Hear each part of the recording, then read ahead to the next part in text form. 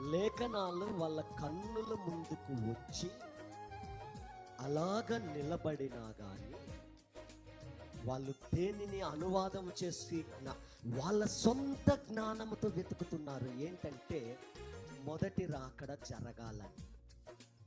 సహోదరులారా, నేను ఒక నిశ్చయత కలిగి మీకు బోధిస్తున్నాను. అదేమిటంటే అపొస్తలులు ఎలాగూ మొదటి రాకడకు సాక్షులై ఉన్నారో, మనము కూడా రెండవ రాకడకు సాక్షులమై ఉన్నాం. కొంతమంది మేఘమునకు మేము సాక్షులమని అది రాకడనే నమ్మట్లేదు.